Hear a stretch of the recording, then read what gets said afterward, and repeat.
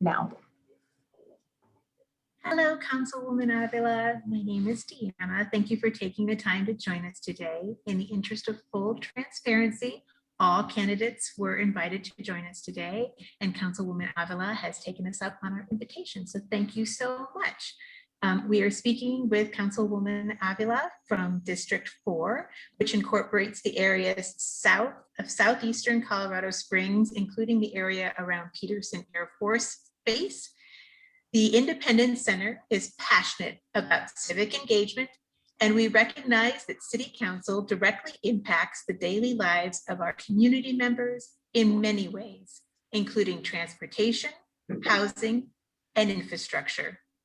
These issues are important not only to the disability community, which makes up nearly 20% of the population, but also to those community members who work with, live with, care for, and know individuals within the disability community.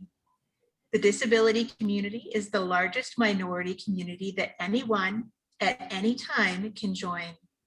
For this reason, we are committed to engaging our City Council candidates in active discussions around topics that impact the disability community now and in the years to come. We will begin by allowing you, Councilwoman Avila, to introduce yourselves briefly, and then we will go into the question and answer portion. And then at the end, we'll just kind of wrap up with any final comments. So with that, I will let you take it away. Thank you.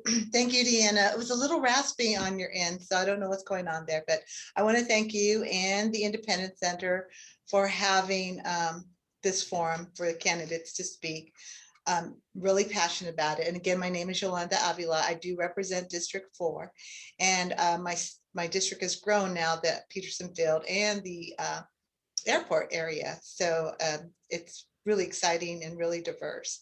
And so I first got into this work mainly because of transit. And I lived in California for 21 years. And it was there that I got the diagnosis that I had retinitis pigmentosa, and the prognosis was blindness. And so I got to a point when I couldn't drive in 2000 and transitioned to walking and taking the bus. And doing so, it was tough dealing with the diagnosis, but it was easier because all sidewalks were walkable, ADA ramps, and buses were going by every 15, 20 minutes. So it made the transition a little better for me. But then I retired in 21 and decided that I wanted to be near my mom here in Colorado Springs, where I grew up. And I was dismayed that when I came back, that a third of the city lights were out, and that buses only ran Monday through Friday, and that if there were sidewalks, they weren't walkable, they were deteriorating, and there were no connections, or very little connections. So I immediately got to work and started joining organizations like Organizing for Transit, and that's how I started to get involved and to see, am I on? You're on, you're good. And to see, to try to talk to City Council and the Pikes Peak Rural Transit Authority and saying, hey, what's going on? The citizens voted for this pennies tax so that we could have this, transportation and transit abilities. So I saw that after a few years, I was successful with that, of course, with community members and being able to do that. And I decided that it was time for me to take a run for council to address other issues and infrastructure and then economic development. Great, thank you so much. I appreciate that. So with all that said, we're going to actually talk specifically about the long history that Colorado Springs has in the disability civil rights advocacy movements, including the creation of Title II of the ADA rights. The Americans with Disabilities Act was signed into law by Republican George Walker Bush in 1990. After 30 years, how would you address the barriers that exist for individuals with disabilities in Colorado Springs, given resistance to change for some community members? We have a long way to go. And for instance, when I first got on council, I could just see that access was not really accessible. I mean, I knew that before because I came to a lot of meetings before. I attended probably 75% of the meetings, but once I came on, we started to make this building here in City Hall accessible, and making the stairs bright in case of and taping along, and with the gridded, columns when you reach the bottom or reach the top. So I'm just saying that we still have a long way to go. It's not at the forefront of people's mind, and we to support people with disabilities, and because it's still seen as like a minority, and people don't get that when we support and have access for people with disabilities, that makes access available to the entire community, moms and dads with strollers, our seniors. So I do think that sometimes it's got to be really pushed.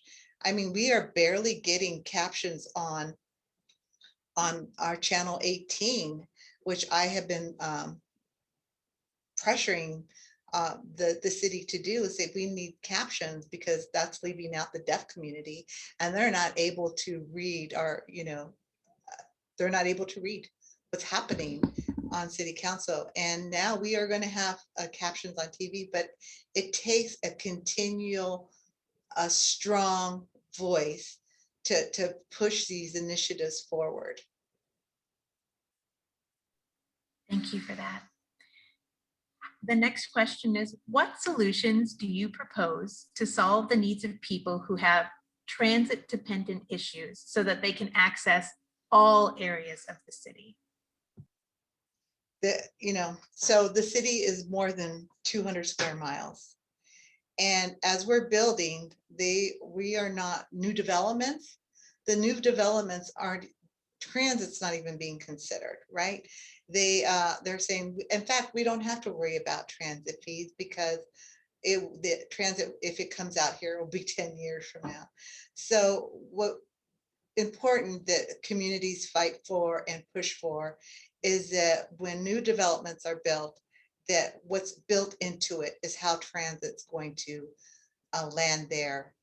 But right now, in the immediate, we need to have more frequency and more routes, especially in the denser areas.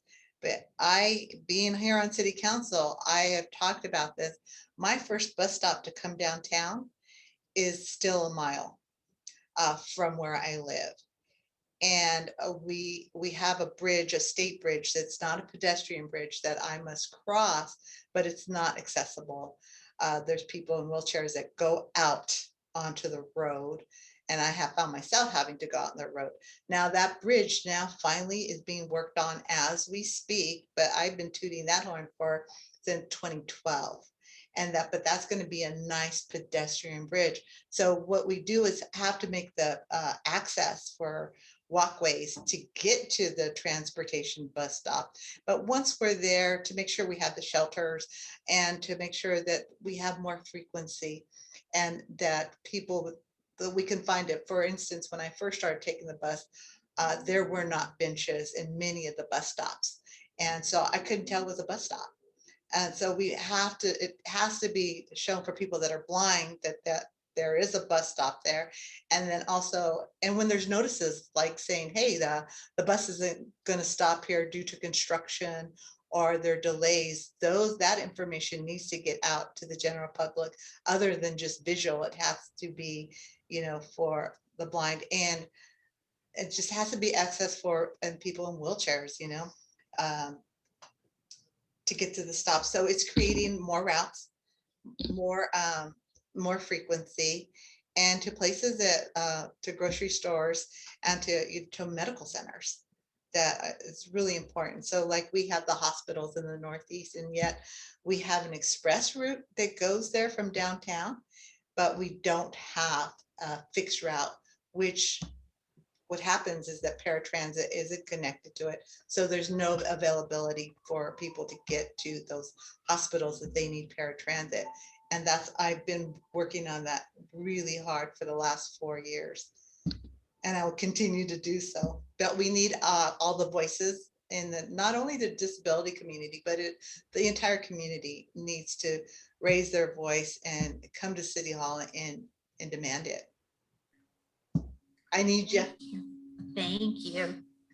The final question is, what is the role of the city in making housing and public spaces more accessible for people with disabilities? You know, we talk a lot about affordable housing and accessible and workforce housing and attainable housing, but I think we really got to look at the concept of universal housing, and that, you know, we're just an accident. Many people are an accident away from a disability, or in that are just a time away from a diagnosis. I mean, when I got the diagnosis, there's no way that I ever thought that I would ever have that diagnosis. And so we don't know what's coming. And so we need to make housing and homes that are accessible for all, you know, with elevators and doors that are wide for wheelchairs, and have that included. And there's one project that I'm working on. It's called the Urban Renewal Authority Project, where we are right now. It's been approved to investigate the area there at Mission Trace. And that Urban Renewal Project comes with, you know, services, retail sales, and affordable housing. And in that affordable housing, we're looking at universal housing so that it will there'll be access for any resident that lives there. And so I think the city needs to look more and more, making sure that all the affordable housing that comes up in any housing, actually, even, you know, market rate housing, and is that they are accessible with this universal housing concept. So I look forward to that. I don't want to be the first to have that.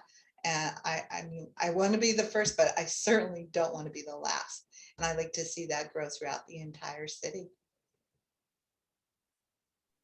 Great, thank you so much. I appreciate that. So thank you for your thoughtful responses. We will now give you an opportunity to kind of just share any closing remarks or any final thoughts with the audience. I'm really grateful to you, DeAnna, and the Independence Center. And that's where I started the whole joining the Organizing for Transit. And I want to also serve as, you know, we look at people with disabilities. When I started to use a cane, you know, it was like my IQ had dropped like by 10. And I want to assure people out there that we are so capable, and we're not asking for more than anybody else.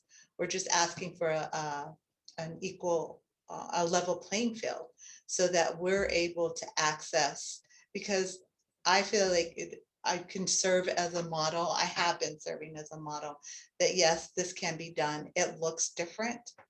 I require assistance in some areas, but in some areas I hear things that other people don't hear. And so I want to encourage you that if you have this passion for a project, or that you want to serve in some way, that you can do it. It just may look different, but I want to make sure that everybody knows that they have that ability with their varying abilities to make something happen. And it's been a pleasure for me to serve and see my community prosper in a way that it hasn't in 3 decades. And I felt like I've been responsible for a new Panorama Park, for economic development, 2 Urban Renewal Authority projects, which we had not ever experienced ever in my district. When we have unprecedented infrastructure and AD ramps going up everywhere. And now there's so many of my sidewalks that are finally walkable, and more street crossings. That being said, yes, there's a lot more to do, and I want to stay in this position. I felt like I've done a great job. It's a high learning curve. But I feel like I have a lot to learn more, but I feel like I'm on that trajectory to really bring it bring it home and make things happen in my district and the whole city, because I do care about the entire city. I just want to bring my district to make sure that we're on the same playing field as the rest of the city. So thank you for having me. And again, my name is Yolanda Avila, and I'm counting on your vote. Great, thank you so much. Thanks for joining us. We truly, truly appreciate you taking the time today to speak with us and share your thoughts and ideas around the disability-related issues that impact the Colorado Springs community. So we will be posting these videos to our various websites and platforms. So feel free to take a look at them. And I wish you all the very best in the upcoming election. Thank you. Thank DeAnna. Have a great day. Thanks, you too. I guess you guys